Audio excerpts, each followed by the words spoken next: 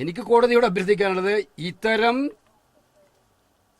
കൊടും കൊല നടത്തി ശിക്ഷിക്കപ്പെട്ട് കിടക്കുന്ന ആളുകൾക്ക് സുഖവാസ കേന്ദ്രമൊരുക്കുന്ന ജയിൽ ഉദ്യോഗസ്ഥന്മാരടക്കമുള്ള ആളുകൾക്കെതിരെ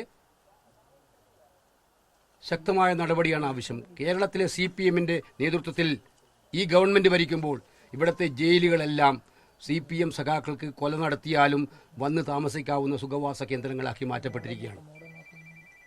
അതുകൊണ്ടാണ് ഫാമിലി പറയുന്നത്, ഈ നാട്ടിലെ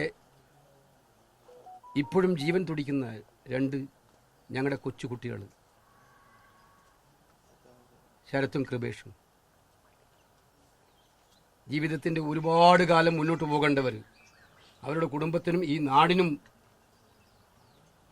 വലിയ പ്രതീക്ഷ നൽകി മുന്നോട്ട് വന്ന ആളുകൾ എത്ര വെട്ടിക്കൊന്നത്? എന്ത് കാരണമാണ്? എന്ത് കാരണമാണുള്ളത്?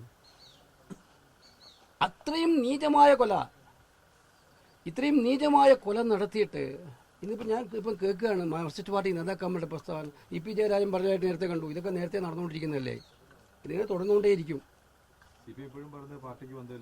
ആ, പാർട്ടിക്ക് ബന്ധമില്ല, പക്ഷെ പാർട്ടി ഏരിയ സെക്രട്ടറി ഉണ്ട്, പാർട്ടി MLA ആക്കിയ ആളുണ്ട്, പാർട്ടി ബ്ലോക്ക് പഞ്ചായത്ത് പ്രസിഡന്റ് ആക്കിയ ആളുണ്ട്.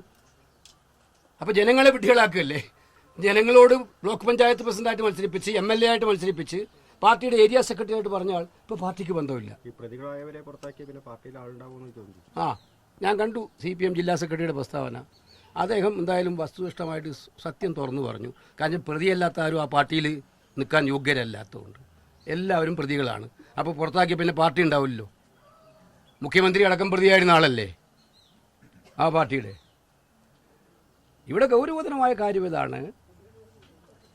മുൻപ് കാലഘട്ടങ്ങളിലൊക്കെ തന്നെ കൊട്ടേഷൻ കൊല നടത്തിയ കുറേ ആൾക്ക് കൊടുക്കും, യഥാർത്ഥ പ്രതികളെ കിട്ടില്ല, ഗൂഢാലോചന നടക്കില്ല, അന്വേഷിക്കപ്പെടില്ല. ഇപ്പോൾ കേസിൽ മാറ്റം ഉണ്ടായിട്ടുണ്ട്. ഗൂഢാലോചന കേസുകൾ അന്വേഷിക്കുന്നുണ്ട്, ഗൂഢാലോചനയിലേക്കും പോകുന്നുണ്ട് കേസുകളുടെ അന്വേഷണം, ശിക്ഷയും അങ്ങോട്ട് പോകുന്നുണ്ട്. പക്ഷേ ഈ ശിക്ഷിക്കപ്പെട്ടവർ പോകുന്നത്, അല്ലെങ്കിൽ ഞാൻ ചോദിക്കട്ടെ, പോലീസ് അന്വേഷിച്ചോ? കൊടി സുനിക്ക് എന്താണ് ഈ കേസിലെ 1-ാം പ്രതിയായിട്ട് കാര്യം? ചൈന അതിർത്തി പ്രശ്നമായിരുന്നു സംസാരിച്ചത്.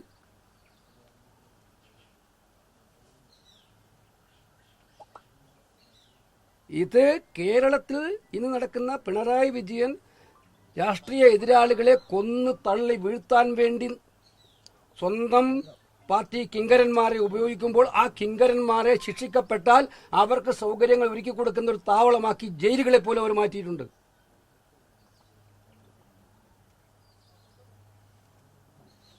നിങ്ങൾ മനസ്സിലാക്കേണ്ടത്, ഈ ഒരു കൊലപാതകം ഇതോടുകൂടി അവസാനിക്കണമെന്നാണ് നാട്ടുകാർ ആഗ്രഹിക്കുന്നത്. എന്തിൻ്റെ പേരിലായാലും,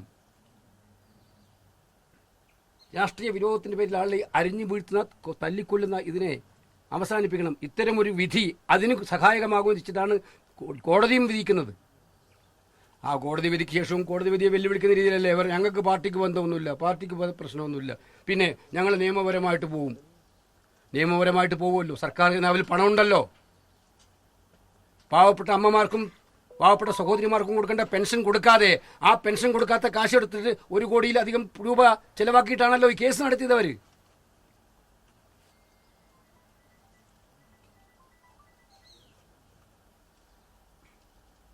ഇവരെല്ലാം ഒരു സംശയം വേണ്ട, വിധിക്ക് മുന്നിൽ മറുപടി പറയേണ്ടി വരും, ഇൻക്ലൂഡിംഗ് ചീഫ് മിനിസ്റ്റർ.